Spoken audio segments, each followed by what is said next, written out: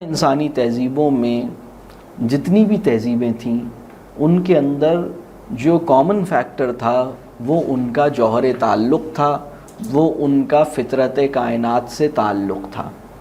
یہ ان کے درمیان چاہے وہ کسی بھی لیول پر ہوں، چاہے وہ رومنز میں ہوں، چاہے وہ پرشیا کی ہو، چاہے وہ یہ جو مجوسی تھے ان کے معاملات ہوں، چاہے وہ جاپانی اور چینی ہوں، وہ ایک ان کا ایک تھا وہ ٹریڈیشنل سوسائٹی۔ لیکن یہ جو چیز ہے جو اب ہوا کیا ہے کہ ہم نے دو کام کیے ہیں۔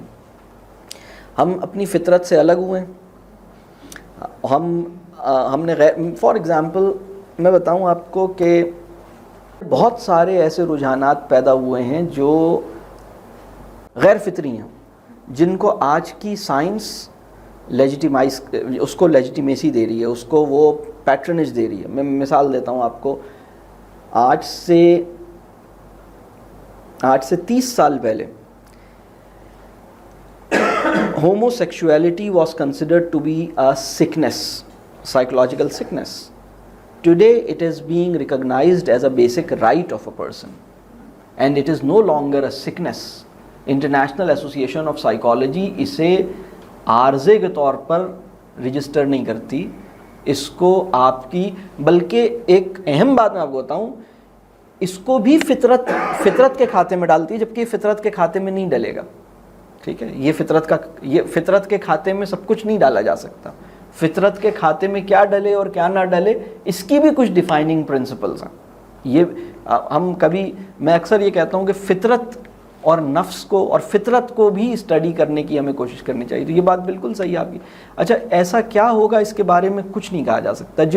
جس چیز سے اس کا بہت گہرا تعلق ہے جدید معاشرے کا، وہ ہے کیپٹلزم سے۔ کیپٹلزم سے اس کا اتنا گہرا تعلق ہے، اس وقت دنیا میں بعض جگہوں پر یہ کام ہو رہا ہے کہ پوسٹ کیپٹلسٹ سوسائٹی کو امیجن کرنے، اور پوسٹ کیپٹلسٹ جب یہ کیپٹلزم ختم ہوگا اس کے نتیجے میں جو سوسائٹی پیدا ہوگی، جب یہ میگا سٹیز دنیا سے ختم ہوں گے اور ایک نئی دنیا پیدا ہوگی اور لوگ ڈھونڈیں گے کہ اچھا مطلب اس کو امیجن اس کے اوپر فکشن بھی لکھا جا رہا ہے، اس کے اوپر ایک مستقبل بینی کی ایک سائنٹیفک دیکھیں سائنس جو ہے وہ ایویڈنسز کے اوپر آپریٹ کرتی ہے نا۔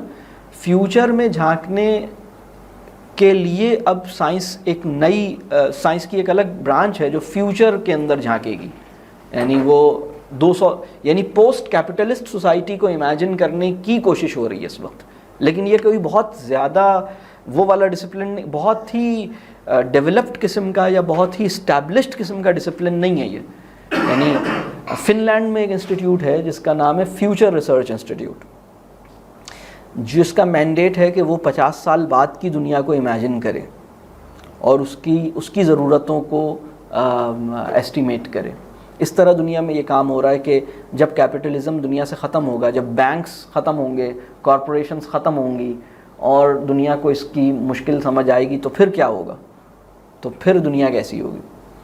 تو یہ لیکن ابھی چونکہ بہت سے لوگ چونکہ اس آج کا جو عہد ہے نا اس کو مطلب کائنات کی سب سے بڑی حقیقت اور سچائی کے طور پر ایکسیپٹ کر چکے ہیں۔ انہیں لگتا ہے کہ there is no other way, there can be no alternative to capitalism.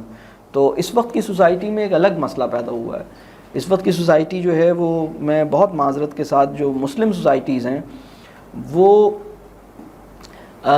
Capitalist اسلام کی ایک شکل تلاش کرنے میں مصروف ہیں۔ وہ ایک سیکولر ریلیجیوسٹی پیدا کرنے میں مصروف ہیں، اور جو لبرل اور ویسٹرن سوسائٹیز ہیں وہ اسپریچول لبرلزم کے مسلک کو تشکیل دینے میں مصروف عمل ہیں، کیونکہ انہیں اسپریچویلٹی کی کہہ لیجیے ایبسنس میں ہونے والی تکلیف انہوں نے ریئلائز کر لی ہے۔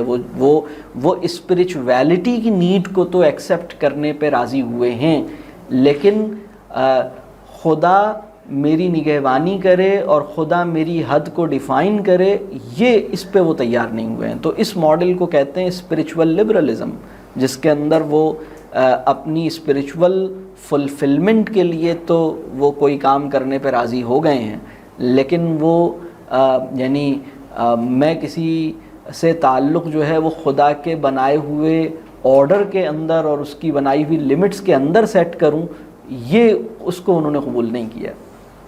یعنی وہ بات سمجھ آ رہی؟ تو یہ وہاں کا مسئلہ ہے، یہ یہاں کا مسئلہ ہے. ہم بالکل اس طرف بڑھ رہے ہیں.